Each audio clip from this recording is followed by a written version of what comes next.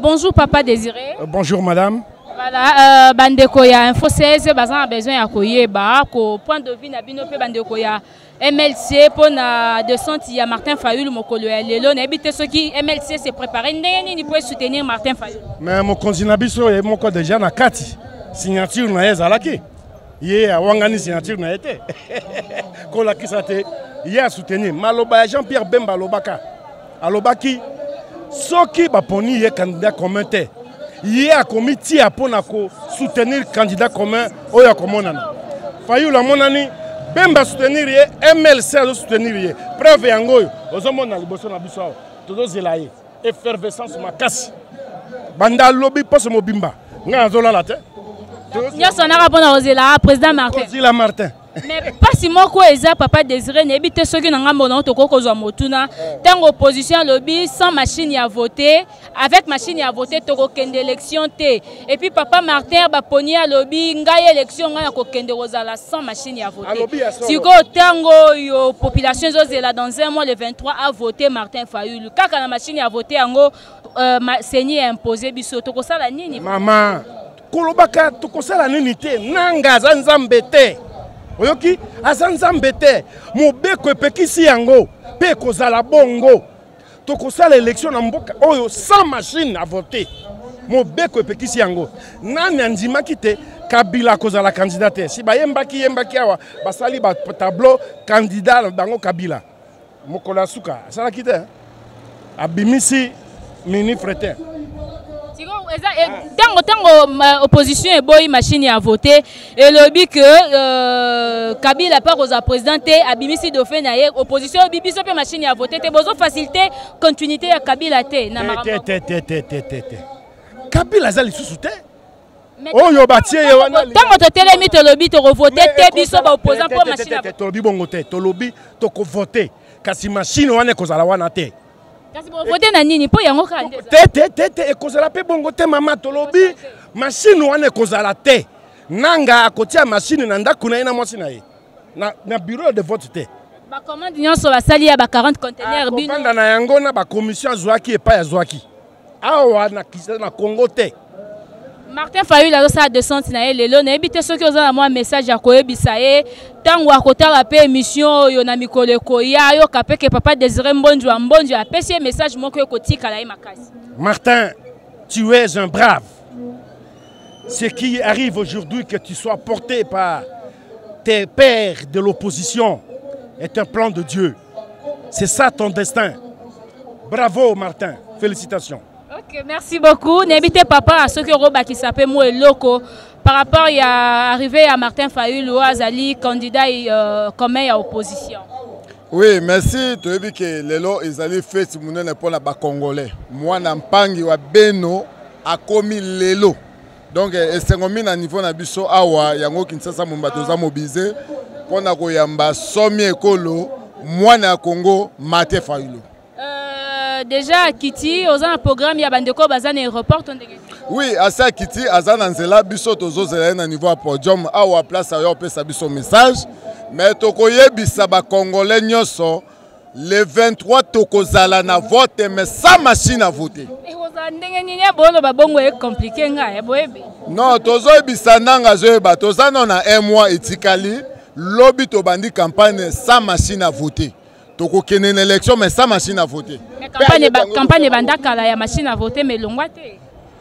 Maman batele melaka ba congolais te. Congo eza ba congolais, eza Congo ya biso ba congolais. Donc o tozolo ba ekosalema obe bongo. Ok, merci beaucoup. N'habitez ceux qui opposent un message yako pesa ba leader politique nyonso ya opposition.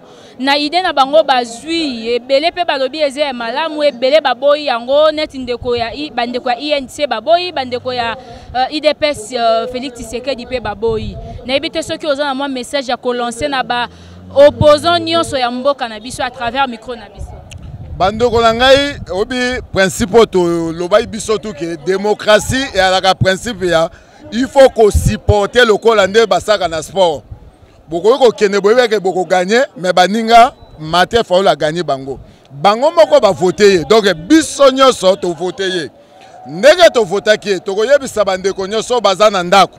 O ba yebite ke élection ya Martin Fayulu ezali volonté ya biso nyonso tu eza bandeko babimi tobenga ba lokola bana bitike lokola bana o basi banyongi mais bazonga na ndaku pona show eza kaka moko eza Martin Fayulu et Martin Fayulu ndeko nanga na oyebisa yo eloko moka mutu ya tala ngambo monene oyo kumbia on na kati ya Congo parce que yo ne mokonzi ya lobby toza na besoin ya peuple et la muka pona lobby changement sur les salements yango wana elo na oloba na ba autorité ba continuer surtout ba parti nyonso bino nyonso boya to soutenir mwana mboka Martin Fayulu yango wana. Merci bandeko babengi boya pona ko soutenir mwana mboka Martin Fayulu na ebite na ko pe kozwa message ya mama e ko sala biso malamu mingi. Bonjour maman.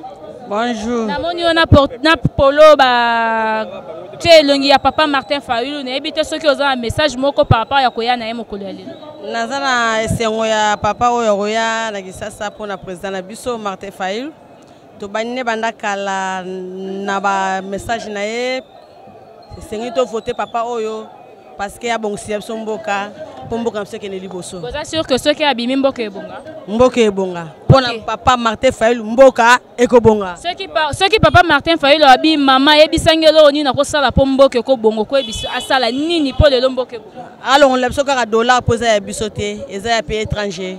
Et créer difficulté dans mboka? Jamais. OK, merci beaucoup. Elle est la proposition ya maman tozi pe papa wa yo za message ni na ko lancer. Voilà, message eza moi mingi na monoko mais loko les ngonga tokata maloba na bandi biso toza population tozali basité ya liboso bakande za mingi na mitema o eza basité to ndiawa nde na telemi akomo na nga basité komo na ngai population donc naza congolais oyo na soutenir mboka na ngai kende liboso na muto akoya ko boya mabe c'est-à-dire mabango ya liboso ezali ndingisi ya machine ba otchela biso wana kutu ba ma sécurité to toyeli pena ya mibale Martin Fayulu aza papa moko so na teli ba critère na ye bandati na comme na ajole na za na onti oyo oswanga na masolo ala ba critère mulai oyo bato ko matemene ba majorité baza kuna bazapete na bandi na pesa mbote na papa Martin mbote na place ozali ya mibale na bino baye bato bo signaki obo bengaki bambondo tala papa Félix tala papa tala kotuna longa tenga malobeze bele na kati munoko nanga papa Félix na benga wo na komba papa pona yebi ozana age yanga te membondo yo melaki ezolakisa ke yo moko osombi liwa omoni koto martyr na yoka basango etika la pele lelo ba journal il paraît mobuta bomaka batu likola makamba bambondo so kebite boroya pete on a ebiso ça ba décision mo na zo yoka ba histoire okokufa peneti black mobuta kanga bato wa adiembika bango histoire oyo ebeta matina lelo histoire na continuer parce que Mobuta yebara lo lengeni bata miyibi na ba miyibi bazako ya bino bokoya bima ba miyibi neti ba black papa zonga na nzela baninga balobi ba bengani yote ba kati pe place note ba longoli kiti na yote na kosenga na yo po porter serment neti papa na porterité esuka ika na limete na lingwala tika yo porter soin ya baninga nyonso peuple congolais o ba bengam na kombo basité na bandi na sengi ya ngwala na kombo na ngachete si nazo pe mama wa ndeko moko ya ba congolais yembaki tala simazonga moto papa Félix ba population babi ba basité babi ba population babi tala simazonga moto maman message na yeza nini pona arriver à Martin Fayulu message na ngezali koya na nga awa na ina na transport na nga moko na ina ko luka polote na ko luka 5000 francs te na pona changement ya Congo alors totali moto ko changer Congo ezaka Martin Fayulu wana pende ya GT na ba classe niveau d'études nyonso muto oteba na yazate vraiment batala na côté on a ba mitala nanu expérience ba kokoka été donc toya to tuni base et atene to lobi boy après au base na lobi maman loba yemo po anini te ngai moko na ye na utinga bana futi transport na ngai moko po na somi pe bati na nga na lati ezola ka ero bande ko ya nzelo ebisi bana na okende kuna na koloba bana babi mama loba mbotuna ki base na tuna ibasi te na tuni bango te ngai monde base na bango ngai moko nde nesi bango na kei mama okeb na kepo na changement Congo mama paseleki mbongo babimisaki na marché ebele ba 5000 bapesaki bato bako bakisa ngo ba fonctionnaire te bokabi ba 5000 mama boko tsako na bidja mboka bokabi ba 5000 en fele mama bato bazo souffrir paseleki mama ya solo penza mbondo o bamelaki awa liboso marché bamelaki mbondo wana ekangami bango awa eloko aliaki akosanza ngo te kangami awa akosanza te kangami abso mam to bota kiye tozo e kangami awa. Merci beaucoup. Message à Mukuse pour te remis na suka basengi bande konyoso bakende liboso yo lolingo lo banini papa. Kongo ya mboka na biso. Lelo ose bodaki na souci ya mboko ebonga. Jamais boko ça en assemblée ya mabebo ya voter ba salaire à population. Député biso to voter. Ake l'assemblée a biso population te akomi kolwa ba intérêt na ye. Biba bo voter lisusu nzembo ezo yemba mami. Mais ngakulu pona nga na monaki na mboko malamba ba député ba sala souté parce que ba produire le côté, ba développer le côté. Pays le RDC ba ni monde entier. Ba député ba ko assemblée ko na janvier ti décembre. Mais mboka e développer te ba to defa ba mapa ya rolia na pasi, nyoso na pasi yango to boyi. Le roi to nyoka mitro botika Martin Fayulu ndenge to zaki même moral. Ba o ba bungi na bango. Babunga mais ba o batikali mais moral mboka o to kozwa yango c'est fini. OK, papa message na eza nini? Bon, message na ngeza boye pona ba opposant na biso. Tozalaka wana vendre l'enseignement balia mbondo. Mais proverbe meko na repese pas et pas ba opposant mususo ba lingi changement ya mboka te. Baye bake nganga soka zo lokakisi il faut za likola mai. Soka za la se ya mai kiswane ko zongela ye.